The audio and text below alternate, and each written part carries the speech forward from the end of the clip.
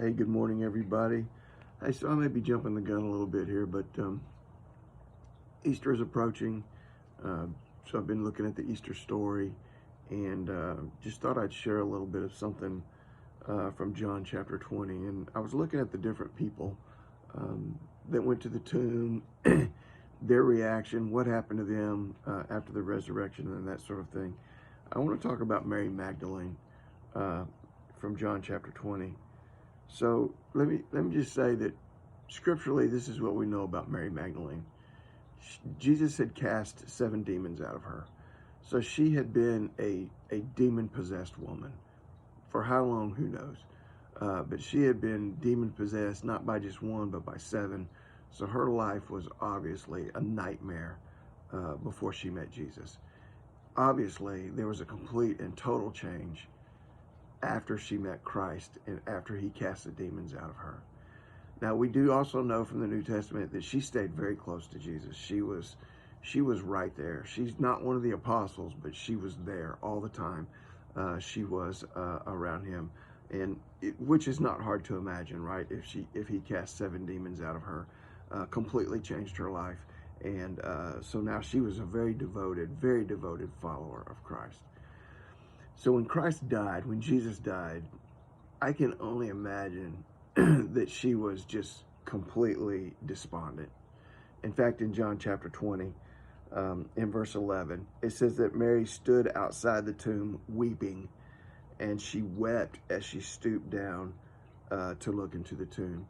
Really, the word is sobbing. She was sobbing. She was, it wasn't like a meek, tender little cry. She was despondent. She was heartbroken.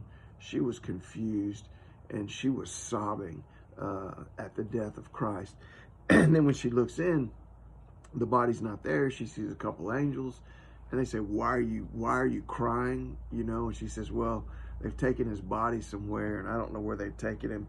And then in verse 14, when she said this, she turned around and she saw Jesus standing there, but she did not know that it was Jesus.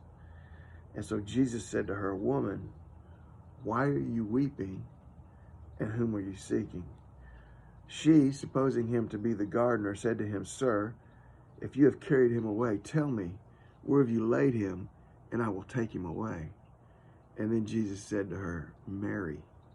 He called her name, Mary. She turned and she said to him, Rabboni, which is to say, teacher. And Jesus said to her, do not cling to me, for I have not yet ascended to my Father.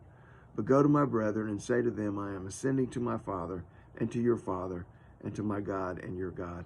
Mary Magdalene came and told the disciples that she had seen the Lord and that he had spoken these things. I'm sure confusion, I keep using the word despondent, confusion, uncertainty, extreme disappointment, all of these emotions flooded her when Christ died. And she was beside herself. She didn't know what to do. Jesus had actually tried to prepare the disciples for this moment. In John chapter 14, just a few days earlier, he had said, let not your heart be troubled. You've believed in God, and now believe also in me. That's verse 1 of chapter 14. He was telling them, you have to trust me. And you have to trust me, and you have to trust at what I'm going to do. They had no clue about the resurrection. They could not fathom that he was going to come back alive. But when Jesus called her name, as she saw him and encountered him again as the risen Lord, as the one who died and came back alive, once again, in a twinkling of an eye, everything was completely changed and completely different. And suddenly she could believe. I don't know where you find yourself today. I don't know if your heart is despondent, broken, beyond repair, if you are just completely uncertain about everything in this life and in this world. My prayer today for you is that Jesus, the risen Lord, would call your name and show himself to you. Because I'm going to tell you what, meeting the risen Lord is a life-changing thing that will completely, it doesn't change your circumstances, so don't misunderstand that. It doesn't change your circumstances, but it changes you. I love that little verse in Romans chapter 5 where it talks about glorying in tribulations, because tribulations work patience, and patience produce character, and character produces hope. And chapter 5 of verse 5 of Romans, it said that the hope does not disappoint.